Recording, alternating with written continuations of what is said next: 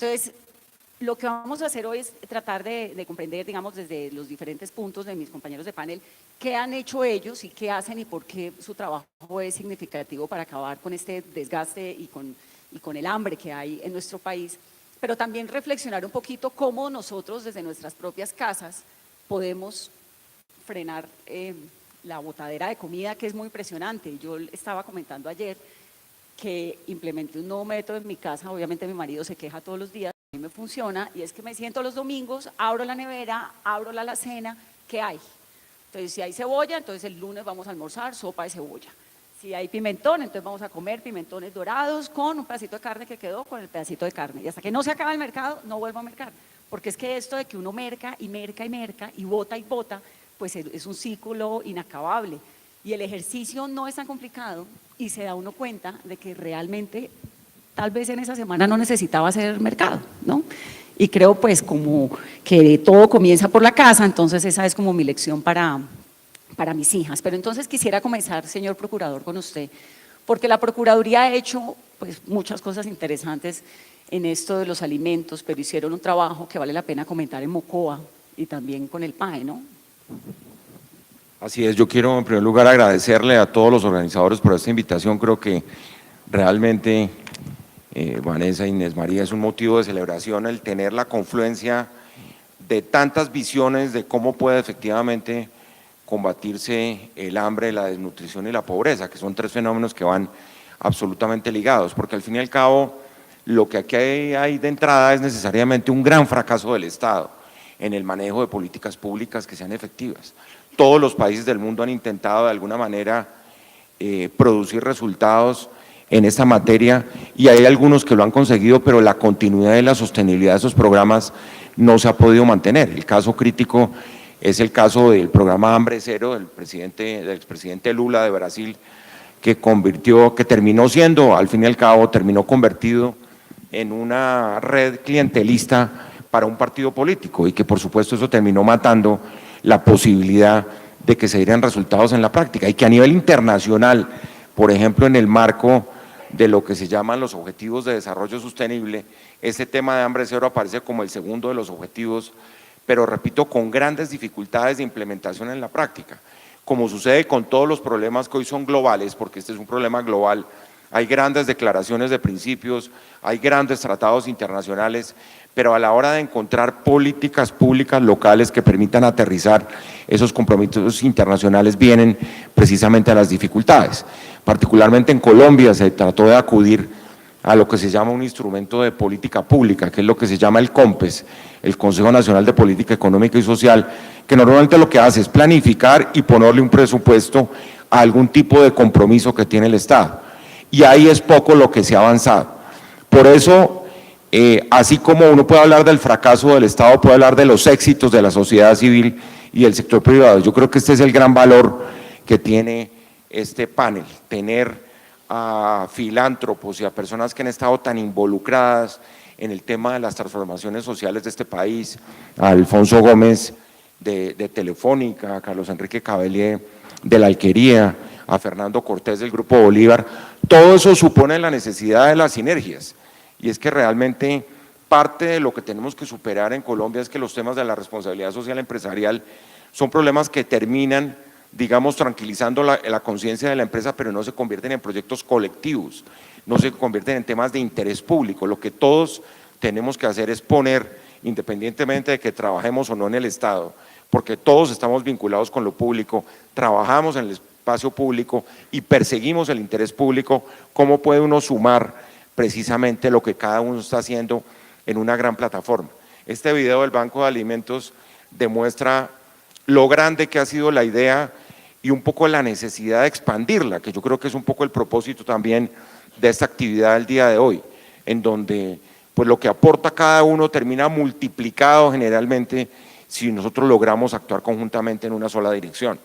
En el caso de la Procuraduría, lo que nosotros hemos hecho es tratar de entrarle al tema por lo único nuevo que se ha dicho también recientemente en la lucha contra la pobreza, y es que el problema de la pobreza, el problema de la desnutrición, es un problema de derechos. Les cuento, yo vengo de La Guajira, jueves y viernes de la semana pasada, y realmente lo que estábamos haciendo allá, y eso suena muy paradójico, no era simplemente estudiando desde el punto de vista económico cómo se puede lograr que aumente la desnutrición o que no se muera un niño más por desnutrición o por hambre en ese departamento, sino tratando de ver cómo se cumplía una sentencia de la Corte Constitucional. Oigan ustedes esto, por primera vez en la historia de Colombia, la Corte Constitucional en una sentencia del año pasado dijo que en La Guajira había un estado de cosas inconstitucional, es decir, que nada funcionaba y que los más afectados eran los niños. La población guayú, ustedes saben, es el 50% de la población de La Guajira, y que había que trabajar desde el punto de vista del cumplimiento de unas órdenes que le pusieron los jueces de Colombia al Poder Ejecutivo ante la insuficiencia de políticas que permitieran acabar con el hambre.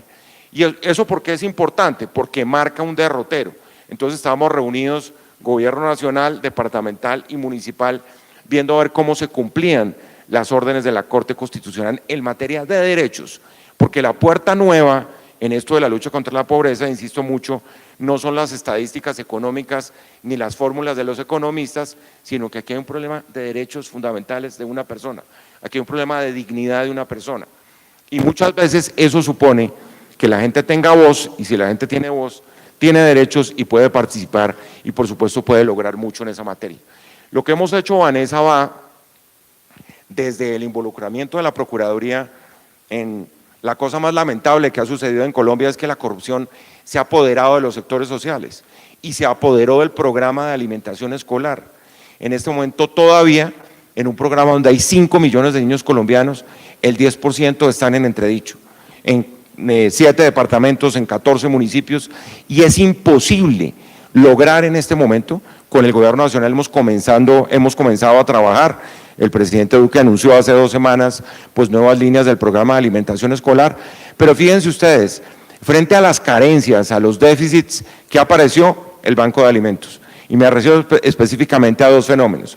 Al fenómeno de Mocoa, que mencionó Vanessa, frente a todo lo que genera esta crisis de recursos para la alimentación, pues por supuesto siempre es desde el sector privado y desde la sociedad civil donde aparecen soluciones innovadoras y efectivas.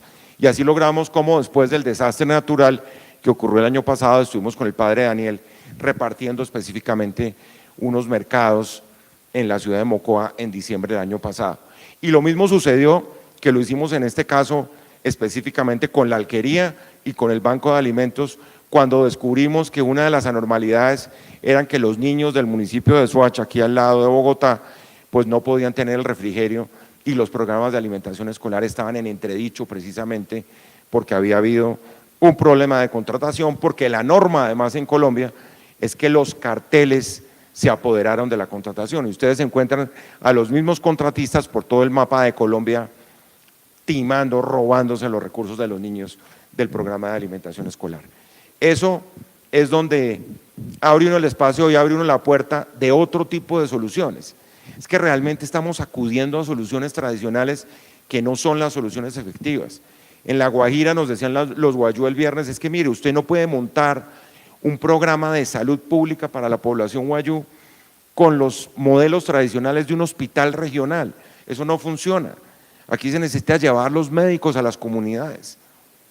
Uribia, que está hoy inundada, y todos esos territorios tienen 8 o 10 mil kilómetros cuadrados, y es evidente que la prestación tradicional del servicio de salud, de educación y mucho menos de nutrición no va a funcionar como funcionan las cosas en Bogotá o en Medellín, que eso lo hemos repetido a lo largo y ancho, y gracias además a decisiones judiciales, por ejemplo, es muy importante tener en cuenta lo que se llama el enfoque diferencial.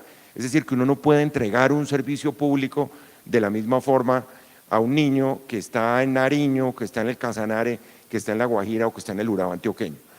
Y ahí es donde la sociedad civil tiene mucha más cintura, y perdónenme la expresión, a la hora de manejar esos problemas, porque la sociedad civil normalmente está in situ. Nosotros insistimos mucho, por ejemplo, en que para el control de los programas de alimentación escolar estuvieran siempre las asociaciones de padres de familia vigilando, monitoreando la inversión de esos recursos.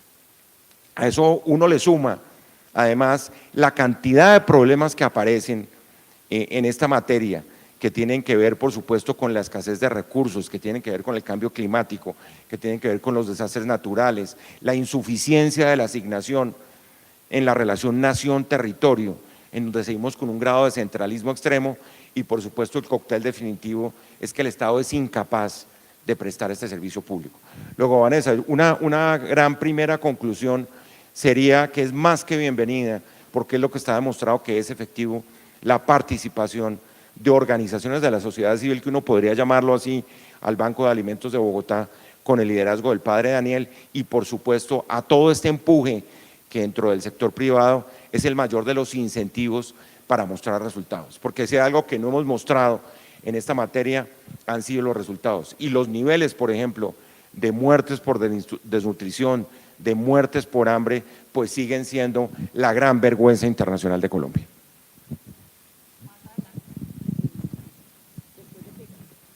Lo apagué. Después de que cada uno haga su intervención, entonces hago algunas preguntas. Vamos ahora con Fernando Cortés McAllister, que es el director ejecutivo de la Fundación Bolívar de Vivienda. ¿Tiene su micrófono?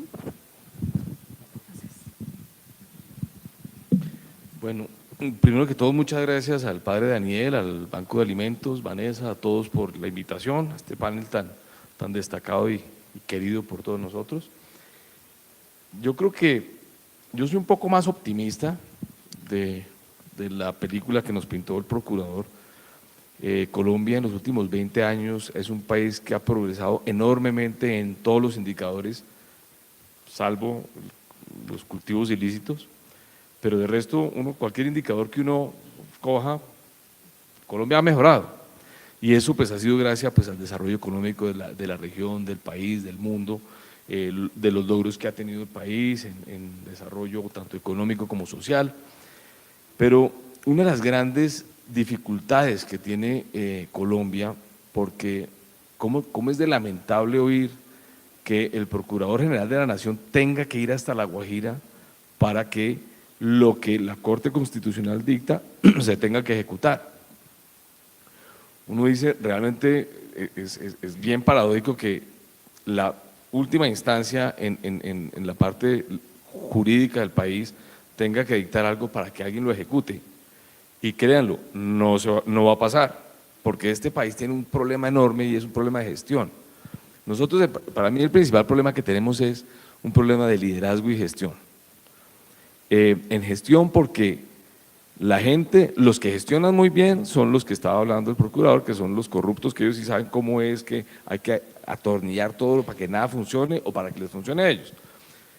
Y eso yo creo que es una de las cosas que nosotros tenemos que, no solamente como sociedad civil, sino como empresas, fomentar. Y ahí es donde el sector privado, a pesar de los pocos recursos que tenemos cada una de estas empresas, comparándolo con el Estado, pues logra tener. Y es la capacidad, el sector privado tiene una gran capacidad de gestión y tiene un gran liderazgo dentro de sus empresas. Y nosotros lo que pretendemos, digamos, desde la Fundación Bolívar de Vivienda y desde el Grupo Bolívar es ver cómo nosotros podemos apoyar en territorio a que se empiece a mejorar esa capacidad de gestión, la capacidad de gestión en los municipios, la capacidad de gestión en los jueces, la capacidad de gestión en todos los procesos, porque cuando hay una capacidad de gestión y hay un liderazgo, de hecho tenemos un programa de rectores líderes transformadores con Carlos Enrique en Empresarios por la Educación, que ha demostrado ser extraordinario para el tema de cómo se lidera el sector educativo. Pero ese tipo de pilotos que nosotros desarrollamos y ayudamos a desarrollar, pues son esos pilotos que ayudan a que el país se gestione mejor. Y uno sí ve que hay muchísimos gobernantes en muchos municipios de este país que están haciendo un enorme esfuerzo, lo que pasa es que no tienen el conocimiento y no tienen, digamos que, la capacidad de hacerlo. Y yo creo que el esfuerzo nuestro como sector privado es apoyar, como bien lo decía el procurador, todos somos partes del Estado, es apoyar al Estado a que la política pública, a que esos COMPES que se firman y que se sacan, pues que se ejecuten de una manera pues, provechosa para todos los ciudadanos. Una de las grandes cosas que yo le he visto al Banco de Alimentos en los últimos muchos años que hemos trabajado con ellos es la capacidad de gestión. Las cifras que tú mencionabas son unas cifras pues impresionantes en cualquier parte del mundo. Y uno dice, eso es lo que tenemos que llegar a todos los rincones. Yo me iba a meter a un programa de ayuda al tema del PAE en La Guajira, y lo primero que me dijeron, ahí no se meta, ahí no se puede meter porque ahí sale tostado. ¿Por qué? Porque eso está capturado por las fuerzas del mal, ahí sí, ¿verdad? Pero hay que ayudar cómo uno logra a que todo esto vayamos quitándole toda esa grasa, quitándole toda esa corrupción, quitándole esos males que no dejan que pues, los niños pues, salgan adelante. Y el tema de la alimentación es fundamental, no solamente pues, para que crezcan, sino para que se desarrollen. Estaba hablando en estos días con María Corina Machado, que es una líder muy importante en Venezuela, y el tema del hambre en Venezuela y la desnutrición ha llegado a tal nivel que le comentábamos cuál era el problema que iba a suceder con Venezuela, su próxima generación. Y decía, si nosotros sacamos el régimen en este momento, mañana del problema, vamos a tener un problema de una generación en que no vamos a tener con qué trabajar, porque el recurso, el capital humano que se necesita para desarrollar un país, pues se pierde con la desnutrición, por todo el tema del desarrollo del cerebro. Así es que es un tema que yo creo que es muy importante todo lo que están haciendo pues desde las entidades públicas hasta pues, el sector privado, las empresas, para lograr que la alimentación sea un foco fundamental de desarrollo para el país.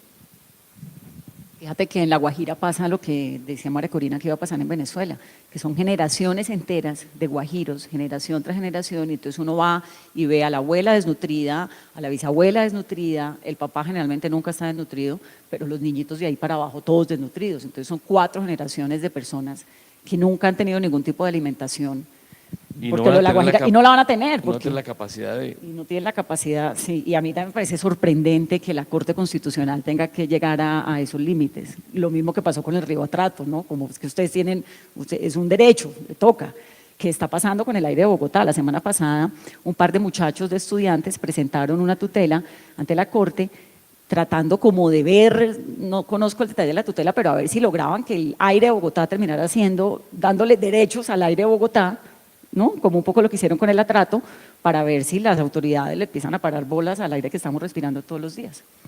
Bueno, doctor Cavelier, de la Alquería, lo escuchamos. Bueno, yo tiendo a ver los procesos verdaderamente en vasos completamente llenos, es decir, siempre hay problemas que lo acosan a uno, pero los problemas tienen un influjo negativo que nos permite, que nos pone el cerebro en una condición que es un poco la reptiliana, del famoso, que en Estados Unidos se llama fight or flight, pelea o corre, y nos pone en alerta, y yo creo que pues cuando uno examina, como somos los seres humanos ya con el córtex funcionando, unos problemas, tenemos una desperdicio muy grande de alimentos en Colombia, pero digamos que el 80-90% de ese desperdicio se da en el campo. Y eso sucede en todos los países en desarrollo, porque los países en desarrollo tienden a tener una agricultura muy pobre, con bajos lazos hacia el sector urbano, con gentes que no tienen las capacidades de entender cómo se recolecta la fruta, se recolectan las verduras, se venden en momentos dados, y al contrario, en países en desarrollo, en países desarrollados, el 90% de la comida se pierde en los hogares cuando la gente almacena, como decías tú, comida y la deja vencer y la acaba botando. Entonces digamos que indudablemente tenemos que hacer un trabajo. La fruta bajita que empezó a hacer el padre Daniel hace 20 años era recoger lo que quedaba en los hogares, lo que quedaba en los supermercados, que fue donde empezaron los bancos de alimentos en Arizona en el 66, donde el fundador de los bancos de alimentos empezó a ver que por donde él pasaba dejaban los alimentos ahí, y un día vio que pasaba un carro de basura y se los llevaba. y paró en el supermercado y dijo, mire, venga, tratemos de hacer esto. El Banco St. Mary's Food Bank de Phoenix, Arizona, es el más grande del mundo, fue el que él fundó. Y ahí en 50 años, hemos logrado 52 años a que sea una costumbre que sea en todas partes del mundo. Pero en países como Colombia tenemos que organizarnos. A veces el tema, como decía el procurador, pues tiene que ser, no puede ser siempre el Estado, tiene que ser un tema de trabajo conjunto entre el sector privado, la sociedad civil, el Estado, para poderle llegar a las personas. En Israel, que es un país chiquitico, tienen 40.000 voluntarios en el Banco de Alimentos de Tel Aviv para salir a recoger los alimentos que no se pueden recoger por razones de precio, por razones de calidad, y se llevan al Banco de Alimentos. Es un tema de organización nuestra. Y entre comillas es una fruta bajita que tenemos los bancos de alimentos en Colombia, pero es un proceso complejo. Hace 6 o 7 años, Saciar en Medellín, que es el banco de alimentos, dos bancos de alimentos de Medellín, empezó a recoger esas verduras, así como el padre venía trabajando el tema en Corabastos, donde es un poco parecido, porque pues es comida que llega a Corabastos y no se aprovecha. Muy cerca al campo, porque obviamente los directores de Corabastos están muy cerca al campo. Y, digamos, obviamente la historia de los bancos de alimentos es increíble porque el padre Monseñor Cancino, que fue asesinado por las FARC, fue el primer director de bancos de alimentos en Colombia, que empezó hace exactamente 20 años. El padre Daniel lo siguió con Monseñor Rubiano, que le dio la instrucción en el año 2000, 2001, cuando la crisis. Y él empezó en una bodega en el sur con 0 pesos. Hoy el sistema recoge 26.000 toneladas de alimentos a través de los 18 bancos de alimentos. No sé si Juan Carlos Buitrago está por aquí, debe estar. Juan Carlos es el director de los bancos de alimentos de Colombia, y después de una súper trabajo que hizo una Catalina Suárez, que ahora está en Global Food Banking Network, que es como la mamá del sistema a nivel internacional y está dirigiendo América Latina desde Bogotá. Y todos los esfuerzos institucionales nos ayudan a ser más eficientes, a que los bancos tengan más capacidades gerenciales y salgan a recoger eso. Ya las 26.000 toneladas, 4.000 toneladas en el informe de este año, el año pasado, desde 2017, fueron recogidas en el campo. Pero hay millones de toneladas en el campo, es decir, las cifras que mencionadas hace un momento, Vanessa, es que si lográbamos recoger esa fruta, no habría un solo colombiano que tuviera hambre. Claro, es un tema logístico y organizacional. Yo tuve la oportunidad de colaborar con el alcalde Peñalosa los últimos 3 años, hasta la semana pasada que pasé mi carta de renuncia, por otras razones, pero básicamente, por ejemplo, en una ciudad como Bogotá, que es muy avanzada en términos de nutrición, tenemos el primer tema que empieza uno es, bueno, ¿y cómo está la nutrición? Entonces uno tiene son indicadores que uno llega, claro, están todo el tema de obesidad, de falta de ejercicio, y por el otro lado está el tema de los hogares muy pobres que empiezan por el tema de la nutrición de la madre cuando queda embarazada, y si esa madre no se identifica al quedar embarazada, pues claramente el sistema dice estamos 100% con las madres gestantes dentro del sistema. Y el tema es poderlas ubicar muy prontamente en los primeros días de su gestación para poder asegurarse que el distrito a través del DAPS les dé la comida que pudieran no tener por X razón. Pero hay muchas madres que claramente son madres solteras, las madres muy jóvenes son madres solteras, son madres que quieren tener un hijo porque no les paran atención en la familia, pero al mismo tiempo tienen dificultades de alimentación, entonces quieren estar muy flacas, entonces quieren que no se les note el embarazo, entonces pues no dicen sino hasta ya cuando es evidente el octavo mes, 7º mes, y ya hay un daño. Entonces claramente el trabajo que hicimos con el alcalde fue con 700 personas, identificar en los barrios más pobres donde hay las mayores incidencias, dónde están esas madres gestantes, porque cuando hablamos ya de nutrición crónica, el daño está hecho. Cuando hablamos, de desnutrición crónica, el daño está hecho. Cuando hay desnutrición aguda o severa, todavía hay algo que se puede hacer. Entonces, pero la verdad, la solución empieza en las madres gestantes. Cuando uno logra identificar la madre gestante y se asegura que la talla peso del mes a mes esté andando, ahí resolvemos el problema. Pero ese es el tema más complejo y que pues claramente cuando vemos las disparidades que hay en Colombia entre lo urbano y lo rural, donde estas son las disparidades más grandes que hay en el mundo, es que estamos andando en eso. Pero digamos que identificado el problema, siempre es la mitad de identificar el problema, darse cuenta que hay un problema, empezar a satisfacerlo es enorme.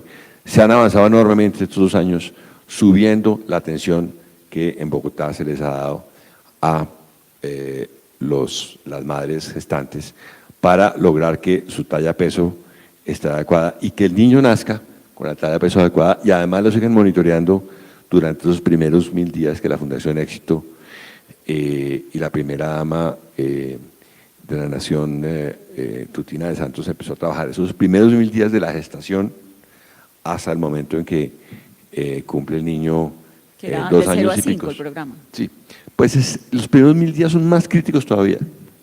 Está el 0 a 5, pero esos primeros 1000 días son vitales.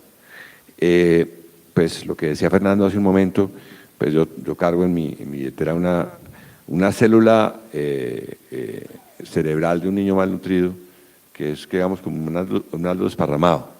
Una célula de un niño bien nutrido es un árbol frondoso, si uno lo quiere mirar así. Entonces, pues, y esos tomas son irreversibles, que además, por ejemplo, un niño desnutrido tiene altas probabilidades de ser obeso. Entonces, pues, estamos hablando de temas mucho más allá. Hace 2 meses firmamos con todos los bancos de alimentos, todos los fundadores de bancos de alimentos, la Asociación de Bancos de Alimentos de Colombia, una alianza con la ANDI, para que con todas las empresas de la ANDI, de la Cámara de Alimentos, empecemos a decir, bueno, ¿qué tenemos que hacer para el año 2025 ser el país mejor nutrido de América Latina? Que no sea un tema solamente del Estado, sino que el Estado se sienta acompañado del proceso. Que un poco lo que hemos venido haciendo en Empresarios de Educación, que ha sido muy exitoso, que le exijamos a los alcaldes, que últimas son los que son responsables a través del DAPS, porque es el tema local. All politics is local, all deeds are local. Todas las cosas que suceden en una localidad. En el momento que el niño, en educación decimos que es el momento que la profesora está en la clase. Aquí es el momento que el niño se nutre o no le dan la comida. En fin, entonces, pues,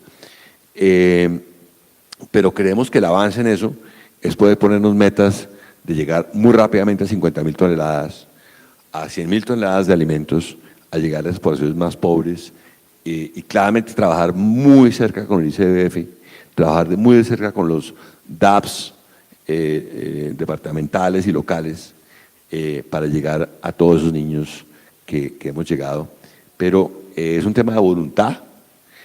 Claramente los funcionarios públicos, pues, Fernando lo decía, dejan a veces mucho que desear porque vengo a hacer caso, vengo a hacer el tema, pero cuando hay el cariño, la voluntad, pues como puede ser el Instituto de Bienestar Familiar o tanta gente que trabaja, mi experiencia en el DAPS en Bogotá fue increíble, la gente con ese amor trabajando por todos los niños en esas instituciones ha sido enorme. Pero entonces, miremoslo como esa oportunidad de llegar a las 100.000 toneladas. Hoy llegamos a 700.000 personas, 5 millones de personas en Colombia no tienen seguridad alimentaria asegurada cuando se levantan, pero ya tenemos 700.000 andando, tenemos que llegar a 3, 4 millones de personas. 5 millones de personas es mucha gente, es demasiada gente en un país como Colombia, que además es agrícola y tiene una despensa de campo tan importante, es demasiada gente. Bueno, ¿qué están haciendo desde Telefónica, Alfonso? Bueno, muchas gracias Vanessa, a los organizadores y obviamente a quienes me acompañan aquí en el panel. Yo quisiera arrancar por una reflexión sobre lo que acabas de comentar. Yo creo que cuando uno mira los objetivos de desarrollo sostenible que están planteados, hambre cero es un sueño posible. O sea, nosotros como sociedad tendríamos que plantearnos que es posible tener hambre cero. Probablemente cuando uno mira otros retos asociados a la educación, a la infraestructura, son más complicados y probablemente en un periodo corto de tiempo no lo veremos, nos tardaremos una generación para ver cosas dramáticamente distintas en educación o en infraestructura, pero este es un sueño que es totalmente posible y un poco en la línea de lo que decía pues anteriormente, tiene que ver con cómo nos organizamos, tiene que ver cómo aprovechamos lo que tenemos, un país agrícola, un país que probablemente el mayor desperdicio también lo produce en el agro y probablemente porque el agro lo hemos tenido desconectado y ahí empalmo un poco con lo que hace Telefónica. Claramente la brecha que tenemos más grande nosotros desde la perspectiva de conectividad está en el agro.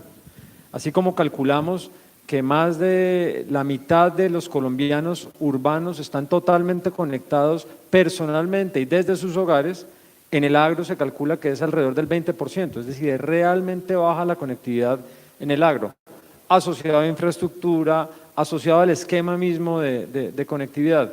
Entonces, es importantísimo vincular las tecnologías de la información y las comunicaciones al agro para hacer el agro más productivo, pero también para lograr trabajar de manera colaborativa. Vemos redes colaborativas en todo, en el transporte, en la hotelería, en el retail. ¿Por qué no ver una red colaborativa en la lucha contra el hambre? Es totalmente posible.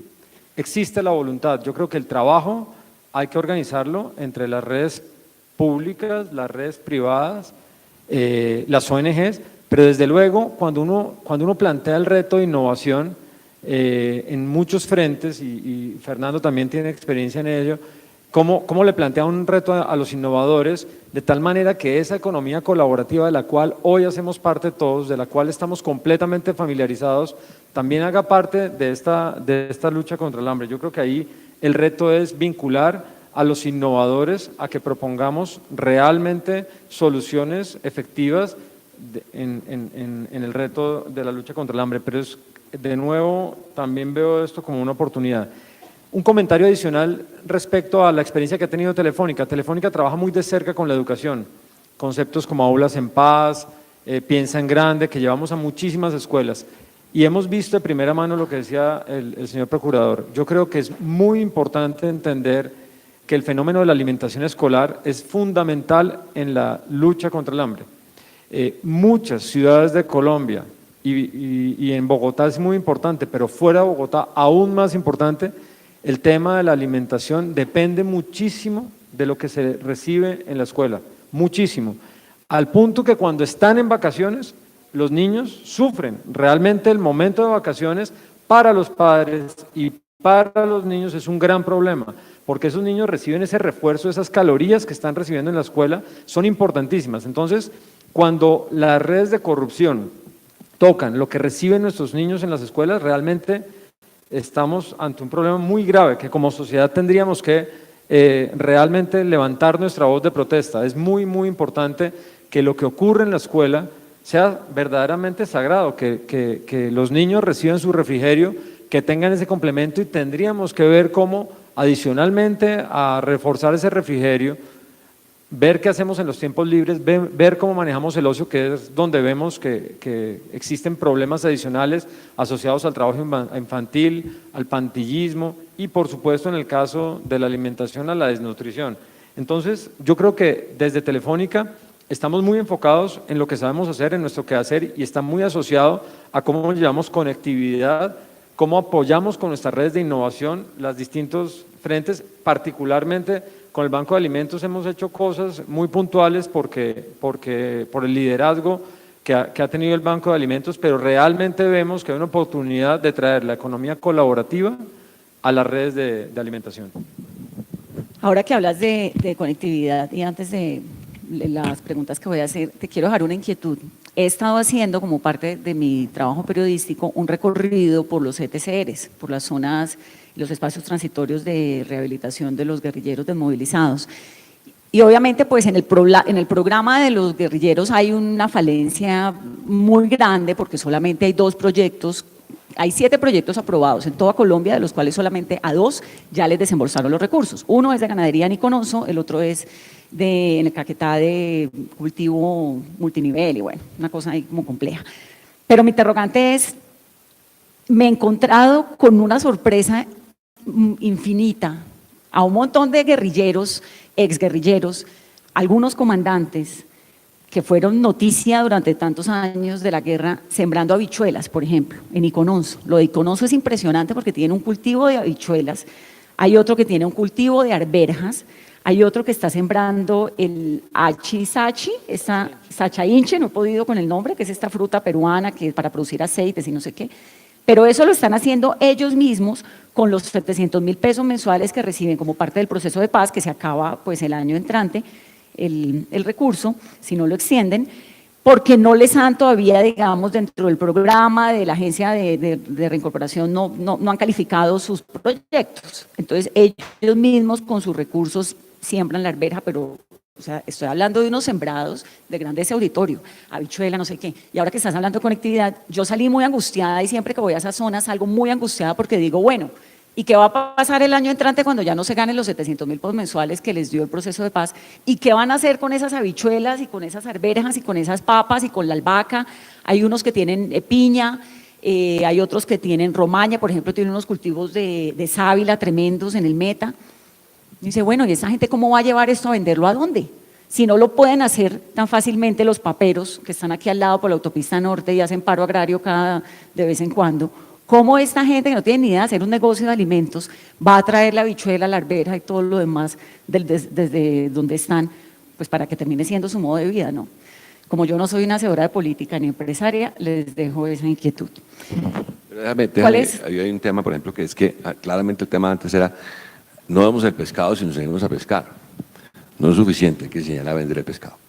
Pues claramente cualquier emprendimiento, si no tenga cliente, pues por el producto no lo vamos a vender. Entonces el tema es que los colombianos que somos tan emprendedores y tan empujadores, necesitamos algo de sazón paisa, que dicen que se reúnen 3 paisas en un negocio.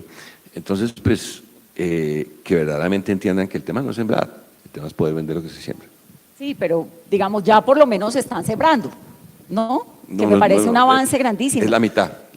Sí, de acuerdo. Pues a mí, ¿sabes qué se me ocurrió en medio de mi paranoia con este tema? Dije, bueno, ¿por qué los supermercados en Colombia no tienen unos lugares que se llame el Mercadito de la Paz? Y ahí venden los productos que traen todas estas personas de las zonas veredales y de una vez terminan socializándonos a todos los que no estamos tan socializados con que es que hay unos guerrilleros sembrando arveja y aguacate y frutas, y de pronto funciona, no sé, pero sí, es verdad, falta esa otra mitad, ya están sembrando, falta la otra mitad de cómo la van a traer, cómo los vamos a conectar pero con el mundo real. Adicionalmente a todo eso, porque digamos lo que dice Carlos Enrique es muy, pues al emprendedor hay que enseñarle a vender el pescado, y entonces en el proceso de paz, que es una muy buena idea, como la democracia es una buena idea, pero ejecutarla es distinto. Entonces yo también estuve allá en todos estos sitios, tema de Sacha Inchi, y dicen es que los bancos no nos prestan. Y entonces los bancos decimos es que nosotros no podemos prestarle, porque nosotros tenemos las listas OFAC, tenemos las listas de la regulación internacional, la regulación nacional, que si le prestamos me meto en un rollo. Entonces, pues, todo eso es cómo armamos entre todos la conectividad, no solamente digital, como decía Alfonso, la conectividad de infraestructura. Yo creo que avanzamos muchísimo en infraestructura los últimos 20 años, pero de todas maneras falta mucho de eso y hay que ver cómo pues hacemos que llegue el producto a su destino. Cada dos pueden decir, yo le compro, pero dice, mándeme 100 kilos cada semana, a las terceras semanas que no se puede. Ahora sí que estás tan bueno. Mira, nosotros hicimos hace 10 años, empezamos a comprar leche en la Macarena. Bueno, esta vaina era dura. La gente me decía en la alquería, doctor, yo pues de ahí para allá me santiguaba y que pues ojalá me iba a ver bien. Tenemos 1.500 familias a las cuales compramos leche todos los días. Le entregan 20.000 millones de pesos al año en cheques a esas 1.500 familias, que nunca han tenido ese control. Entonces lo que dijimos en eso es lo que es un piloto para el nivel nacional.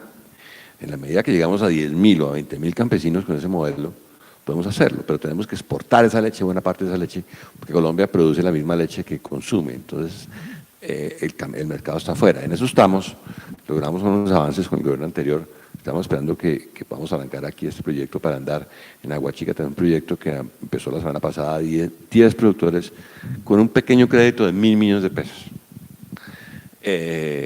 Para dar las dimensiones del tema, para 350 campesinos necesitamos 46.000, quiere decir que para 3.500 necesitamos medio billón de pesos. Ahora, el crédito está en el Banco Agrario y tenemos que poder encontrar la figura para que, pues, no, de pronto no será vivienda, de pronto será una fiducia, de pronto será el Banco de Colombia que quiere meterse en el tema, entregarles a esos campesinos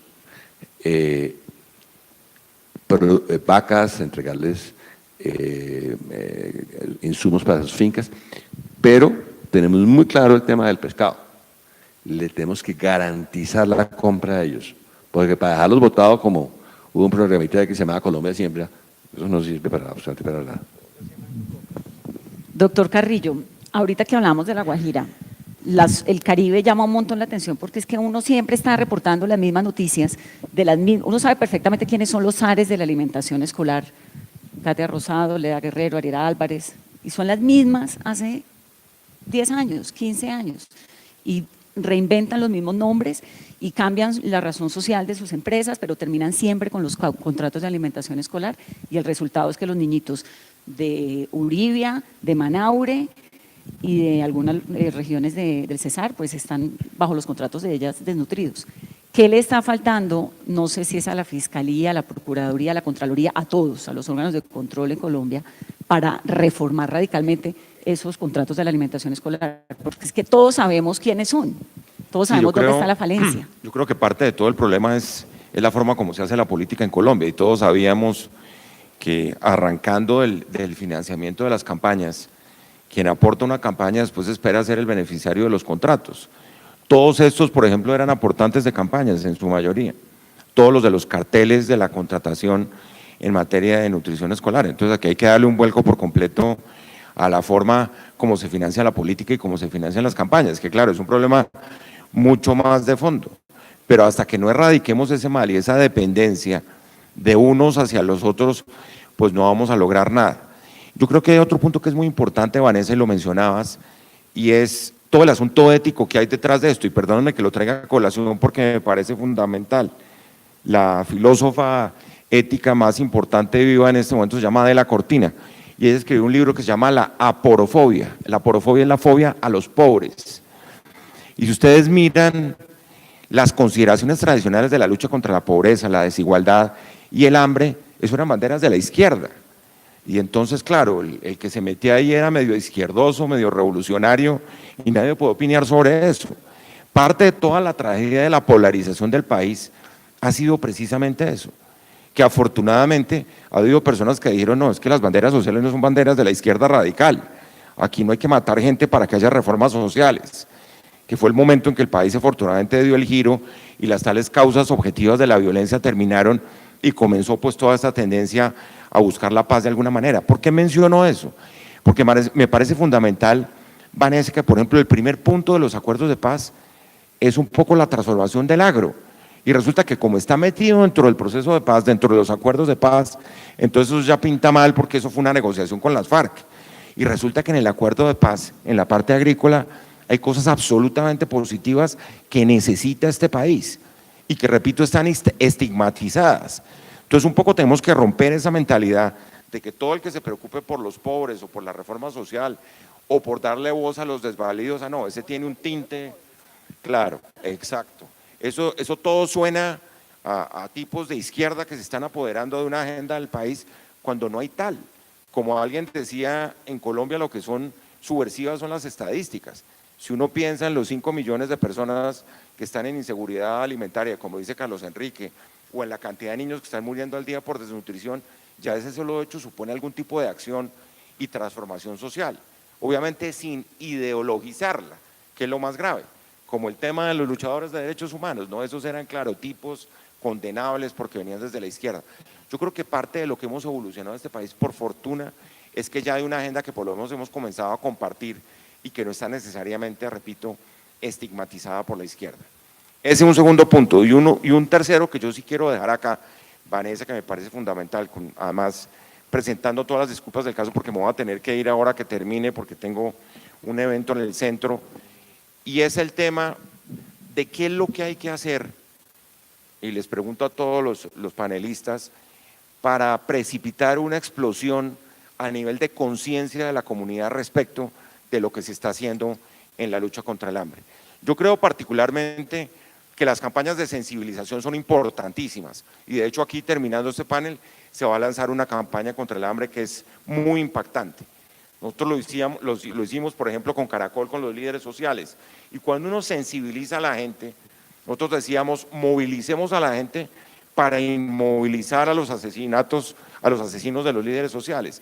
Aquí hay que movilizar a la gente hacia la acción, y yo creo que estamos viviendo en el país una circunstancia generacional en donde esta cultura del voluntariado por fin está echando raíces. Toda esa cultura del emprendimiento social, y aquí Fernando Cortés sí que tiene experiencia en ese campo, ¿qué es lo que lleva a las nuevas generaciones a presentar proyectos de innovación? ¿Cómo se canaliza eso clasificado desde siempre como la voluntad de transformar el mundo que tienen los jóvenes, canalizándolo a través de proyectos de innovación social?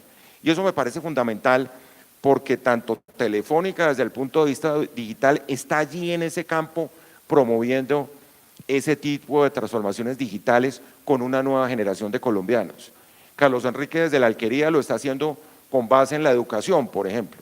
El hecho de que tiene no sé cuántos egresados, por ejemplo, de quienes hacen parte, de quienes nunca se imaginaron poder llegar a tener una maestría en el exterior por cuenta de proyectos educativos que ellos han impulsado en Cundinamarca, eso es un paso muy adelante. Y lo que ha hecho el Grupo Bolívar en materia de innovación social. Entonces me parece, Vanessa, que sí es hora como de pensar en multiplicar esta plataforma, qué es lo que nos va a permitir que esos miles de toneladas que en este momento está entregando el padre Daniel y el Banco de Alimentos de Bogotá, le pongamos 1 o 2 ceros más para convertir esto en una causa nacional y compartirlo a preocupaciones de otras ciudades, y ver de la misma forma como pudimos en el caso del PAE, en Soacha y en otras ciudades, de contar con el Banco de Alimentos, cuáles son las puertas que tiene el sector privado para poder entrar y demostrar que aquí es posible cambiar las cosas.